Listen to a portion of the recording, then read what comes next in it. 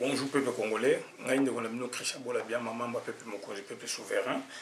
Naye ko parler na makambo oyo esami na Congo lelo, ezali makambo ya accord signé entre rassemblement na ex-mouvance présidentielle ou par le rassemblement et par l'ex-mouvance présidentielle. Donc, tu as relevé quelques points. Point où tu as relevé, il a dit moins et belé, donc 6 points. Tu mets qu'à passer en revue. Et dans l'entretemps, tu observé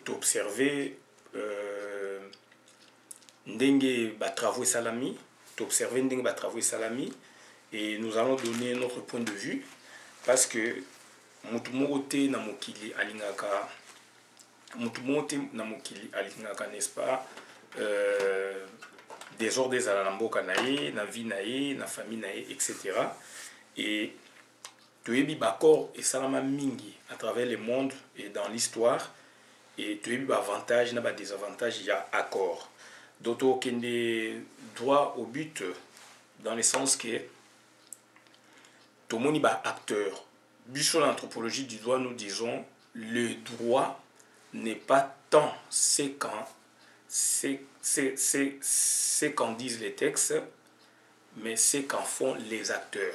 Et aujourd'hui, on est dans le monde d'acteurs. Ce sont les acteurs, les personnalités politiques qui font la loi. C'est les personnalités politiques, n'est-ce pas, qui œuvrent, n'est-ce pas, pour la paix au pays, qui œuvrent, n'est-ce pas, pour organiser l'État, puisque l'État n'a biso donc et kui makasi. Et nayango, tout le bas quand on a vidéo leki que bakokutana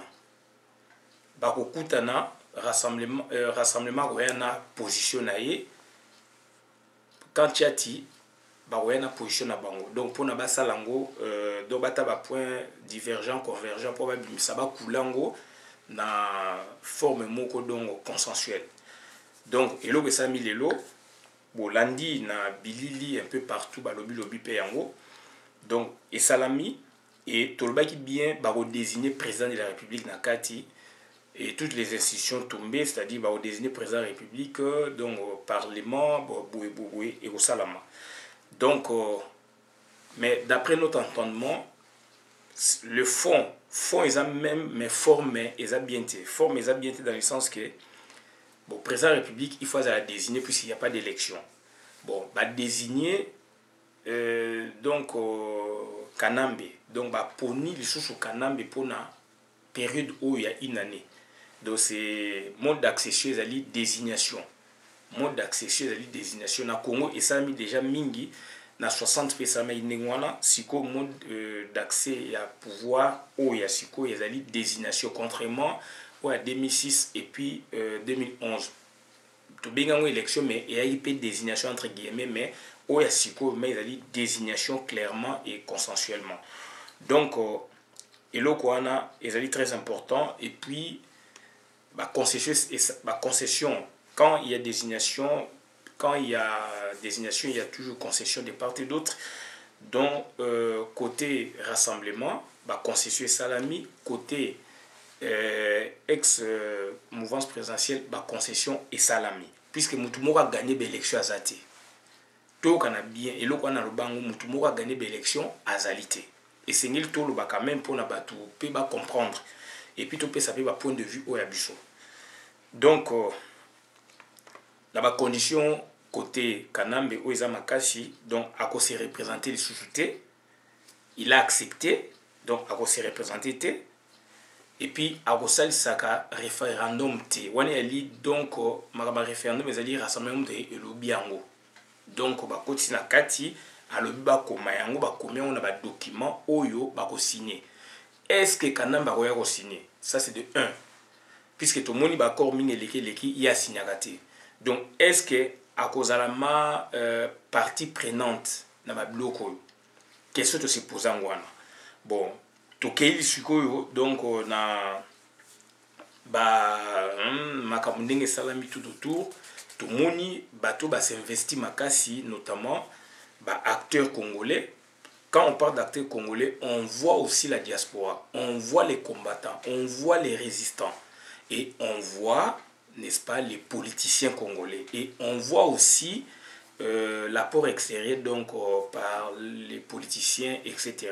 Donc notamment aujourd'hui, nous avons salué vraiment l'investissement. Donc il y a Pape François a s'investi makasi pour makambo ekomati na niveau oyo. Donc on a payé les mots remerciements quand même. Et puis avancer et salami puisque tout le monde mboka et à la plongée na kao avancer et salami quand même parce que on suppose, puisque quand les gens s'entendent, on suppose il y aura la paix, ils vont créer la paix. Donc il y aura la paix, puisqu'il y a Batubayokani, Babimisi Bakorona, donc il y aura la paix en RDC et dans le Grand Lac. Puisque tant que paix est en Congo, donc ezali Kopanzana tina Grand Lac. Et Bouyebi même, Bakor, il y a Addis Abeba. Il y a toujours pour nous vendre sa paix na Congo, mais côté est. Donc, la grande ligne en Wana, c'est pour la paix, mais est-ce qu'il y aura la paix? Tout le monde a un mot. Donc, c'est pour la paix, c'est pour la concorde nationale.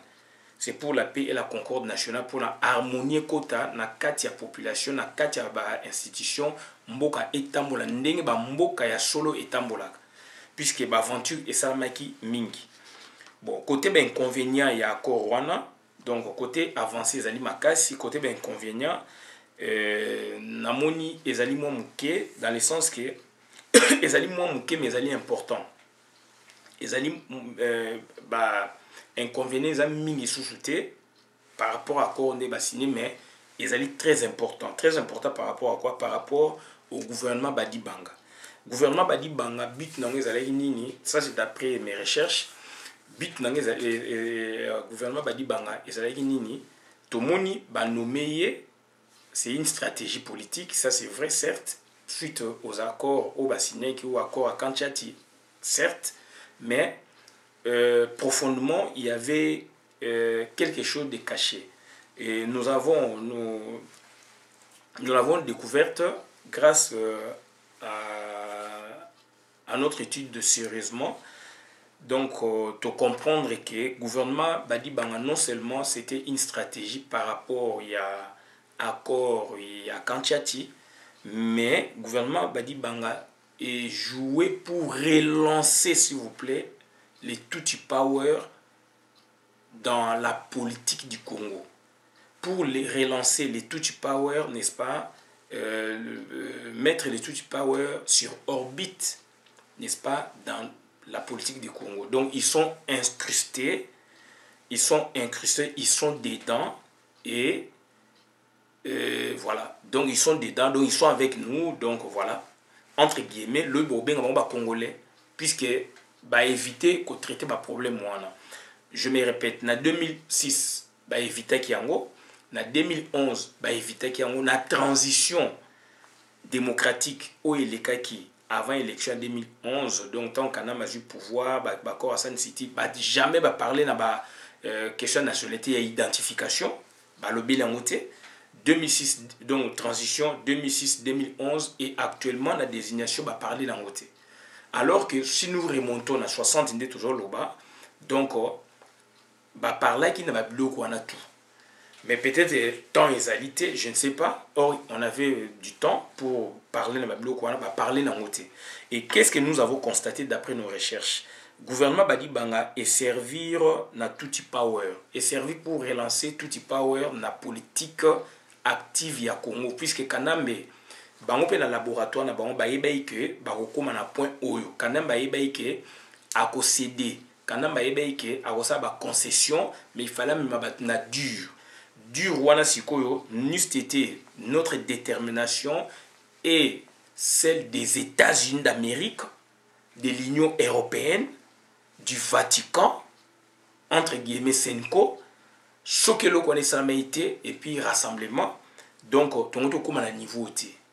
Donc, c'est-à-dire à Mekaki, à Monique, moyen il faut accéder.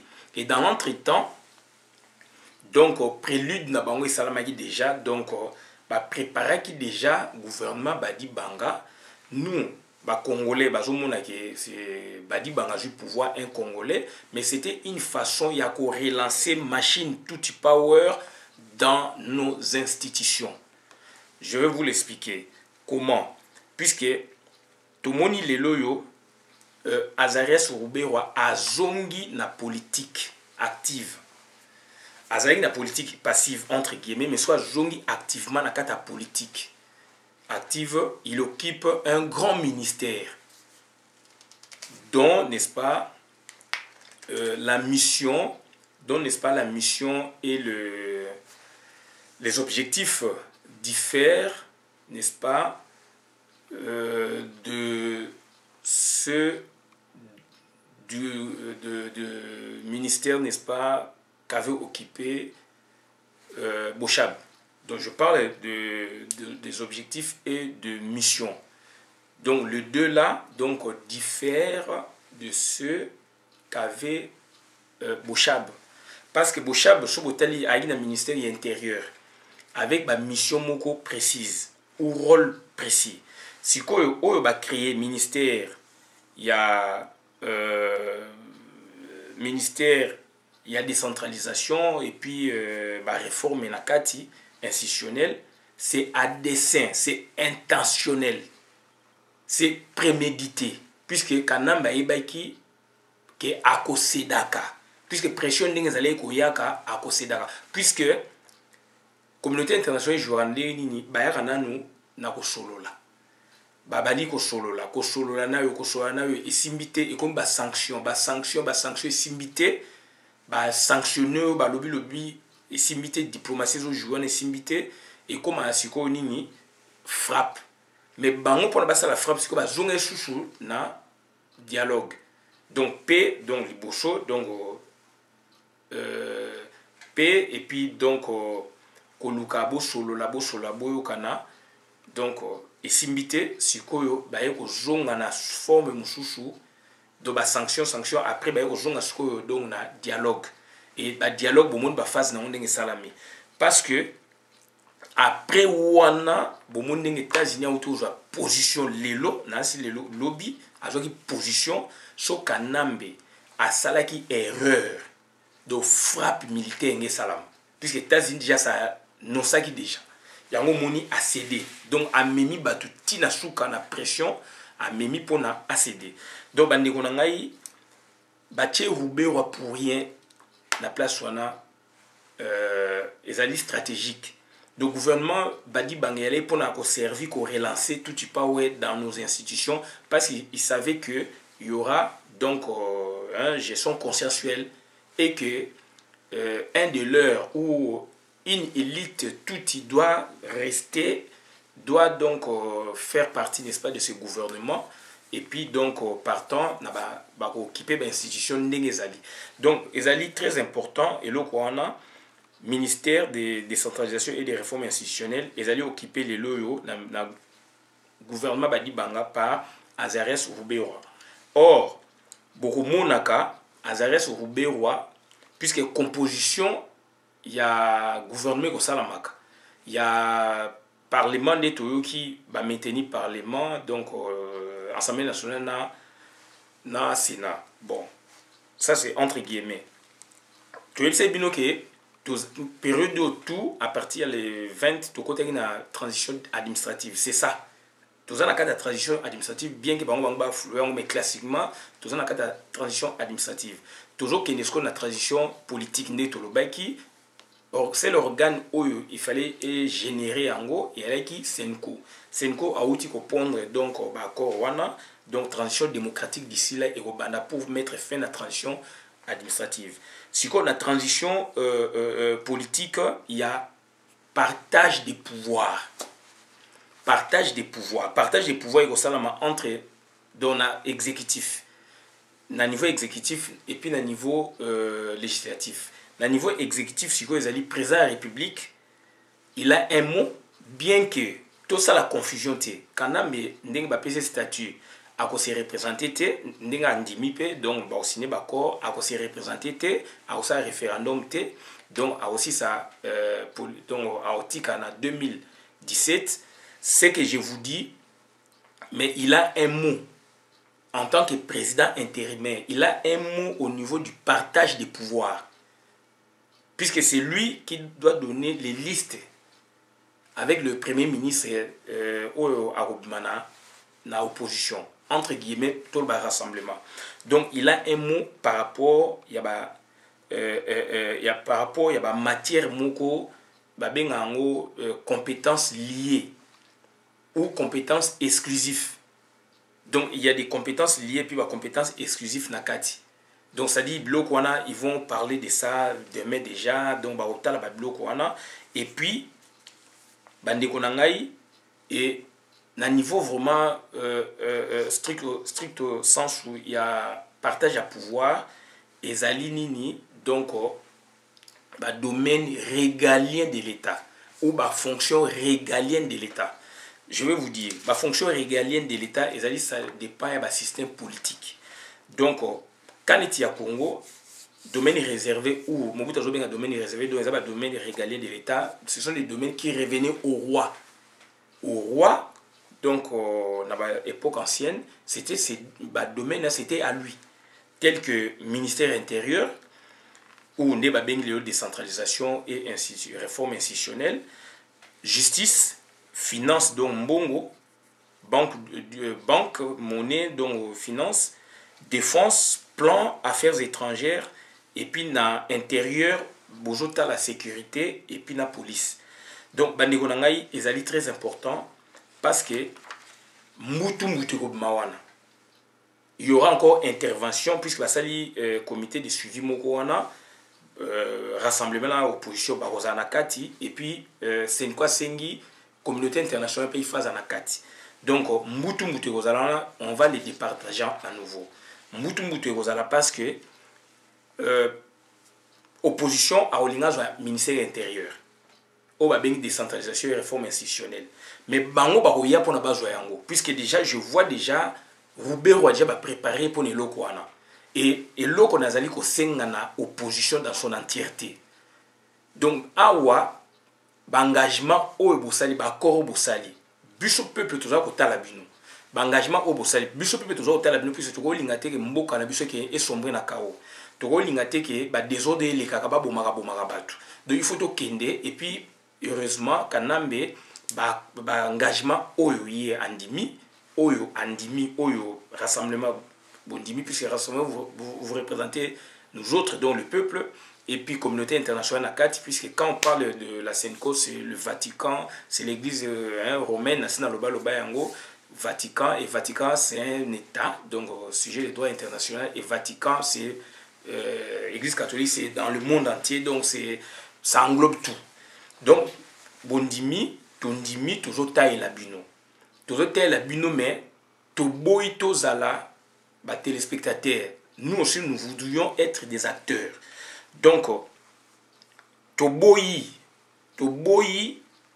nous insistons ou naza ko insister toboy Roubert toboy tout power base ministère intérieur toboy tout power base ministère intérieur base ministère à défense to kana malam toboy tout power base ministère ya justice bande konangai eloko wana esama Mobutu na Tshisekedi premier ministre ya conférence nationale Mobutu président de la République et comme qui mutu Tshisekedi alobi boye bon Mobutu abino na pesio nyonso mais intérêt justice défense ya ngai Tshisekedi abino jamais ngai na ozwa intérieur défense na tikelo justice Mobutu aboyi et comme il sous bon na tikelo nyonso vous me donnez que le ministère de l'Intérieur, Mobutu Aboyi. Donc, et comme il compliqué. Donc, de tout côté, na phase oyo, vérité zoro bimawana. Tout côté, na phase oyo, na sepeli, puisque Mundele a observé qui bichon na lobaki. Donc, babinga un processus participatif introverti. Basala quand on liboso na Sun City. Tala ne mboka ndenge ba meme na kao. Et lelo basala on na kati, na senko ezana kati. Donc, catholique azana kati. En Afrique du Sud, catholique et zarate. En Afrique du Sud, et ça m'a dit Libanda Congolais a eu makambe salami. Mais mbalo Congolais a préparé, Congolais a moni makambe bimi. Mais tous allez au salape ba reproche na makambo bango ba osala. Donc bazali ba santé bazali bato lokola biso, mais ce sont des professionnels la politique. Avancée significative oui, mais sous quelles conditions? Donc il y a un eloko tozali koloba, et puis il faut amnistie. Amnistie fait salama, puisque dans la résolution il y a un rassemblement, amnistie fait salama pour que qu'on oublie le passé, qu'on oublie tout ce qu'on a fait, bisona bino auto salaki nasima et leka, donc to bandela makambu yasika. Puisque diaspora a besoin aussi à travailler. Diaspora a besoin aussi à ça la va-et-vient entre mboka na ye, libanda place avandi, na mboka oezana kati ya ye. Donc il faut amnistie et salama. Et ça amnistie o abuzobo o kanamba salakati. Donc cette fois-ci toujours qu'il y a une transition. Donc il faut amnistie et salama. Donc batu ba circuler librement, batu ba tambola, batu ba sala o ba sengil ba sala. Et diaspora azali na apport mingi na makambuana. Et so ba résultat le komi boeti, ba korebima, diaspora aussi a participé mingi. Diaspora a participé mingi. Mais nous regrettons parce que donc Bobosani diaspora. Bobosani ba résistant et ils ont beaucoup travaillé. Ce qui va résulter le komi boé diaspora résultat dans son entièreté de diaspora combattants résistants, ils ont beaucoup bossé et Bobosani bicho. Et c'est là où ça n'ira pas. C'est là où Bobosani ba diaspora donc combat et continuer. Ce qui Bobosani diaspora la transition, boé ba combat et continuer. Boé ba résistance et continuer. 5 ans où il est kaki, bomona ki 50 ans, les loto komi wapi.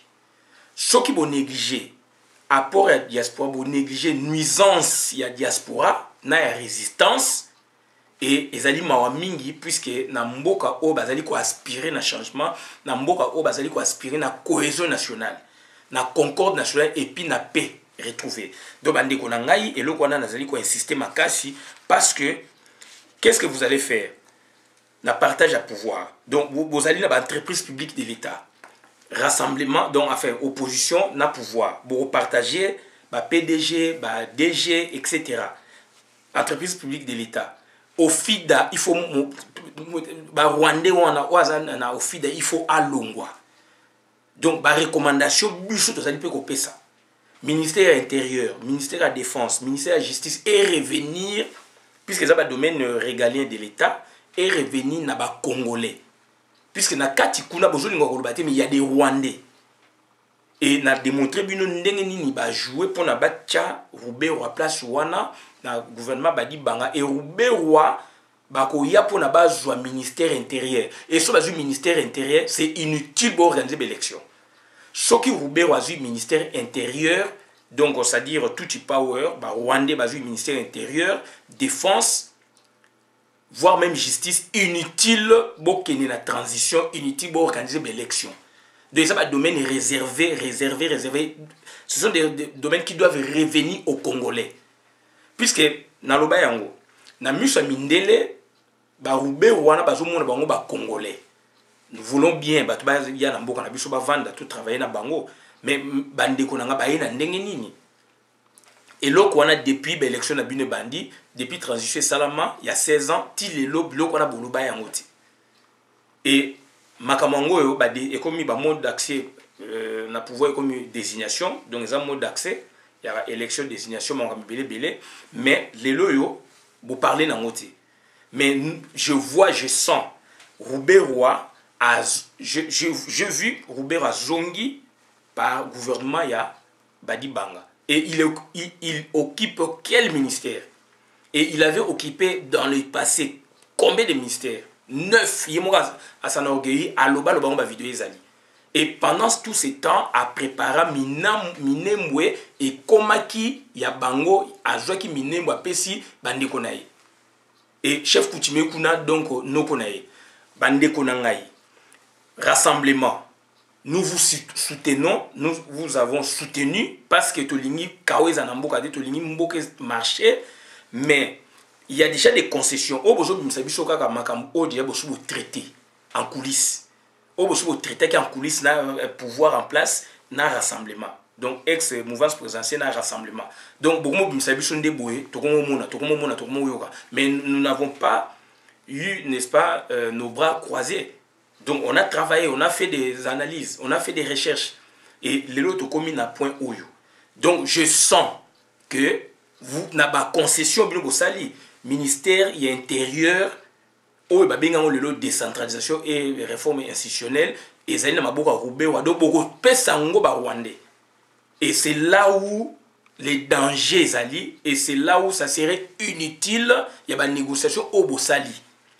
Donc, je me répète, il y a 3 grands ministères dans Mboka, intérieur. Intérieur, ça a regroupé sécurité, na police. Tojui, défense. Tojui. Donc, dans la carte de défense, il y a état-major, il y a armée de terre, armée donc, de terre terrestre, aérienne, armée maritime, armée boy-boy. Donc, armée, ça la carte de défense. Donc, le ministère, jamais Bopé Sango, Batouana. Toyebi déjà, Bosso Chola qui en coulisses. Bozo Bimsaka, Makamounetti, Bossa va sembler à théâtre. Mais to lingi que le ministère Wana Misatou est revenu dans les Congolais. Pour assurer notre sécurité, pour assurer, n'est-ce pas, la pérennisation, n'est-ce pas, il y a politique, n'est-ce pas, introverti, politique, n'est-ce pas, il y a des Congolais qui acceptent ou qui accepteront, n'est-ce pas, d'autres peuples du monde de vivre sur leur terre, n'est-ce pas, avec assurance. Donc, et là, vous allez dire que Yangwana, Bobo Sani ba combattant, Bobo partager l'entreprise publique de l'État, Bobo partager l'ambassade ou l'ambassadeur à travers le monde, et Banque centrale, Bobo partager ou à rejoindre titulaire, ou à rejoindre second, et territorial, beaucoup partager gouverneur Wana, Bagolongwaka. Il y a une Bible donc Kanambe a se représenté mais durant un mois, une année, il a un mot. Il peut vous dire par exemple, il va me tenir par exemple donc gouverneur Oyo à Ville à Kinshasa. Bisuto CP en Angote. Il y a toujours le baquet donc accord et bimi, grande ligne et bimi, donc il y a du travail et tout est partage à niveau territorial des gouverneurs. Toboy André Kimbuta. Toboy André Kimbuta. Tandis à BBC ville na biso à référence ya Congo. Miroir ya Congo. Azana nyongo même à plus de 50 millions de dollars. Yé ville. Yé institution ville. Azo ko futa ba créance à batouté.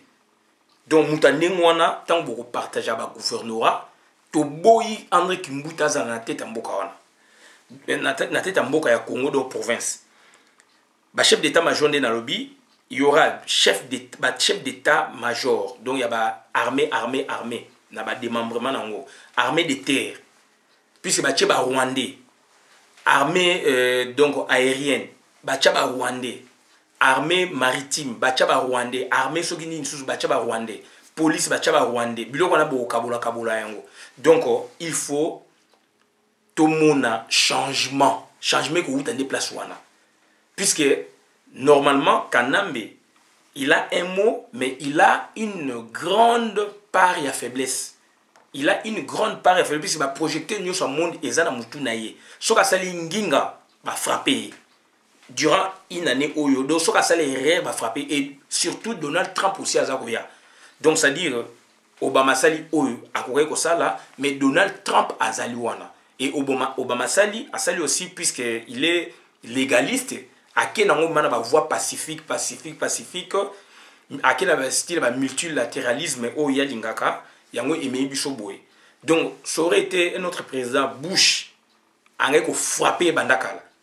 Bill Clinton n'a pas déjà Kabila, Laurent Désiré. À cela, il n'a pas donc on a donc diplomatie et Keïti na niveau jusqu'à ce que tout comme na niveau. Mais Trump, je ne pense pas que à tolérer la bêtise oyo, ba caprice ya Kanambe. Donc bandeko nangai bien que accord et monani mais Trump a reveillé nango donc Kanambe a une position de faiblesse. Une année a une position de faiblesse. a sa candidature, il faut andima yango, a la lettre, soit salité, mobula zana mbutu mbutu, ba américain, ba congolais, bisonyoso, tokolobelaye, monde entier, tokolongolaye. Deuxièmement, référendum a koyi kosalate, ils ont un engagement solennel, a kosala ngo devant batu.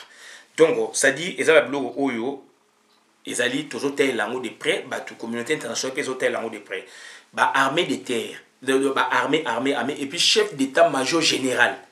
Toboyi Rwandais. Voilà la recommandation au Toza Koyib Sabino. Et na ba partage à pouvoir.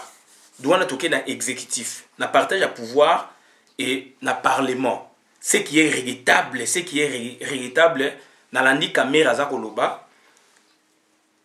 Donc bien que Azakolobango avec style naewana dont on est yalingi à se vanter alors que c'est du consensus. Donc, Alinga s'est vanté dans le style naïwana. Donc, Sénat, Bolobi, Etikala, Ensemble national, Bolobi, Etikala. Mais Bande Konangai, Sénat, Oyo, Bolobi, Etikala. Et ça, il y a combien d'années? Sénat, ça y 10 ans à pouvoir, il y a Ophélie. Ophélie. Naïbité soit en contrepartie par rapport à Kengwa Dondo, je ne sais pas. Donc, 10 ans, il y a par rapport à Kengwa Dondo, puis ça a été président Sénat, et que en temps normal, il y a un intérim, je ne sais pas. Donc, 10 ans, il y a offert pour Baxisou une année. Une année à Sénat, une année à Assemblée nationale. Mais qu'est-ce qu'ils ont foutu? Qu'est-ce qu'ils ont foutu? Qu'est-ce qu'ils ont foutu dans Mboka pour Mboka marché, Mibeko marché? Et bah combattant ce que Boche Bangwa. Bah résistant Boche Bangwa. Puisque Moutoumou a gagné l'élection à Zate. Bah combattant, bah résistant ce que Boche Bango Wapi. Ngai naza kosenga, il faut besoin représentativité, il y a des combattants. Nous sommes là à travers le monde, on a travaillé, on a bossé. Et grâce à nous aussi que Makambu ait changé mingi. Mais tout était bloqué. Tout a été bloqué ici. Bah tu vas débloquer, bah déverrouiller et les combattants parce que ils ont joué. Dans la diplomatie, dans la donc en conclusion, les politiciens considèrent les combattants, considèrent les résistants. Bonjour, mon ami, le quoi marche pied na bino. Et na 60, na lobaki ango, j'étais prévoyant, je sentais ça. Puisque na yebindenge ba jouak. Puisque opposition, bozaskoyo, bondimi na rassemblement, batouana batikala. Mais élection et salamité. Il faut toutes les couches vivre, il y a population et quota. Si on considère que Sénat, Assemblée nationale, force vive, il y a nation et Zanakati. Et les combattants. Les combattants résistants, et ça, force vive, il y a Mboka. Na prolongement extérieur d'autres banda. Et bisum to sali musala, makasi. To sali pe musala makasi. Bande konangai, donc, ezali passe mingi, ezali regret. Toza ko senga bo rectifier tir. Toza ko komela semko. Toza ko komela église catholique. Toza ko komela États-Unis d'Amérique. To komela gouvernement américain. Bande ko bozana États-Unis bo komela bango. Biso pe to koma. Bino bozali kuna il faut bokota. Donc en France, il faut koma. Na Belgique, dans l'Union européenne, il faut koma. Na monde entier, il faut koma. Na Afrique du Sud, il faut koma. Parce que on ne peut jamais nous laisser comme ça, nous les combattants résistants. Donc, et comme soit parti politique moboé, ils ont bien des combattants, soit il y a double statut à battre. Double statut à battre. Donc, on est combattant, on se dit combattant, mais on sert un parti politique. D'où maintenant, eux, les tenants, il y a des partis politiques, ils n'ont pas vu intérêt. On peut raisonner comme ça, ils n'ont pas vu intérêt pour ne pas intéresser les combattants. On peut se dire comme ça, puisque tant qu'on ne nous consulte pas, donc puisqu'on a double casquette, d'autre côté, on sert aussi son maître, donc on est content puisqu'ils ont trouvé un accord OEP, on s'est retrouvé. Et les autres qui n'ont qu'une seule étiquette et qui ont combattu sérieusement pour que la résolution est comme l'Elopé Boye, na musala en amont. Bande konangai eloko wana nazali koloba yango Donc nous voudrions être des acteurs et non des téléspectateurs. Ce qui est le qu'on a bossalité, combat et qu'on continue à nuisance et kozalaka, et c'est pas bien pour l'image du pays. C'est pas bien pour l'image du pays. Donc essengeli ko soit une crème ya ba combattant ba résistant ba kota, bien sûr avec amnistie ba kota ba rejoindre parlement, ezali parlement ad hoc. Dans le bas qui ont un parlement ad hoc, personne n'a gagné les élections là-bas. Donc makam nangana le bangwana, et puis comité de suivi Gozala, composé par rassemblement, opposition et communauté internationale. Ndenge bevek pe une communauté internationale ezala kati, donc puisque bango baza communauté internationale mais déguisée, donc vraiment sikoyo communauté internationale vraiment ouvertement baza na kati, et puis question nationalité ba parler nango te ba parler nango quand c'est fini. On doit considérer dorénavant, on doit considérer ces Rwandais là comme des halogènes. Nous sommes des autochtones, bango baza ba halogènes. Totika ba débat makama Rwandais. Totika débat makama Rwandais. Donc ce sont des peuples d'Afrique avec lesquels on peut vivre, on peut composer avec eux, et puis on peut leur donner des documents, voilà. Mais malheureusement, ils les ont eu donc frauduleusement. Donc voilà un peu la tactique, la manière avec lesquelles jouer, et il y a une sorte, il y a complicité, complaisance et alliés entre Congolais na occupants, puisqu'on ne comprend plus rien. Vous ne parlez pas de nationalité depuis toujours, mais nous, on traite Batouana de ceci, cela, des Rwandais, des Burundais, etc. Donc arrêtons. C'est que arrêtons toute ça hypocrisie. Puisque je ne vois pas et quand est-ce qu'on va en parler. C'est fini. Donc ça dit beaucoup de sa double nationalité, beaucoup de sa triple nationalité. Comme ça, on démarre comme ça, le pays sera ouvert. C'est tout. Donc mon souhait maintenant, donc, ouvrons le pays, na double nationalité, triple nationalité, c'est tout. Tout ça va hypocrisie. Puisque Ngapé Nazali Banda, Nazali français. Donc ça dit, je voudrais un jour, Nazunga Namboka, Ngapé Nazana, double nationalité, c'est tout. Alors que Bamchouchou, Bazab étranger, Bazab bénéficier facilement, et bah question va traiter en haut. Et vous ne voulez pas traiter. Depuis, ça fait 20 ans, vous ne traitez pas ces problèmes. Dans l'entretien, Boti, Vandi, Kangi, même une portion à Mboka Nabishokuna. Mais on va traiter de ces problèmes quand? Arrêtons avec l'hypocrisie. On doit les considérer dorénavant. Bazali, Congolais, donc Bazali, Batu Oyo, donc Bazana droit au vivre. Donc voilà, vous la double nationalité, vous la triple nationalité. Voilà. Donc élection, et puis, tout au Kende, pour la 4ème République. Je suis vraiment. Je suis donc dérangé na finesse moussous à raisonnement puisque sociologiquement on les traite toujours de ceci, de cela, des Rwandais, de ceci, c'est cela. Mais juridiquement ils sont là. Mais là ça biso place certificat de nationalité en tant que banine rien. Ça décret secret na bande ordonnance secrète tout ça ba pesa ba nationalité. Et bazali ko vrai et talas ko Roubewa ba PC ministère amnene tant ba koya na négociation oyo pour na kabola ba poste ministère ba ko senga yango et to boyi pour finir to boyi ba ministère régalien à l'état na biso bo pesa Roubé bo pesa ba Rwandais ba tout power puisqu'ils se sont organisés là pour na ba donc ba concession salami puisque ba concession de salami biso to yebi na nté. Mais moi je sens par rapport à mes recherches et bino bozalio bo yebi déjà. Vous avez un carnaval de travail. Donc, vous avez beaucoup de donc, lobby comme vous avez donc, makamese ça maka déjà kala. Et wanga loba kiango. Et wanga loba mais la différence n'est wanga na siko je vois un peu de changement parce que il y a ceci à cause de représenté et puis à cause ça c'est un référendum t. Là je vois un grand changement. Et wanga loba que ba kolongole ba griffe donc il va gouverner, il va régner, il va pas gouverner. Et cette fois-ci, donc, il va régner, il ne va pas gouverner, mais avec vraiment accent sur Babiloko Balongoli Makasiwana. Donc, ma nationalité, j'aurais souhaité Botika Yango, Congolais, Botika Yango, considérer comme Congolais, et puis que Mboka Fungwama, na multiples nationalités, et voilà. Donc, dans le but de Sukiwana, tout ça, Senga. Place il y a des combattants pour mutu moka gagner l'élection azalité ba combattant ba bundi ba sai musalo boye bien ngo boloba ngo reconnaissant au but ngo salité. Donc il faut trancher ba combattant ba kota kuna, c'est pas l'argent qui manque au pays. Ba milliards et palangani donc ba combattant même 100 combattants, même 200 combattants, on peut toujours rajouter. Tout le monde sur quelle base créer un moto proprio. Ce sont des conseils dont consensus pour ça.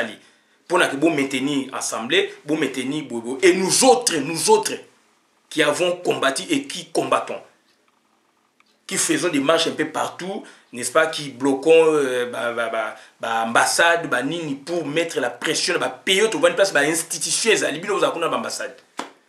Je vous remercie. Donc, bon, dans la vidéo, Malamou, donc, on a Sengi et l'Okwana, il faut tout respecter. Merci.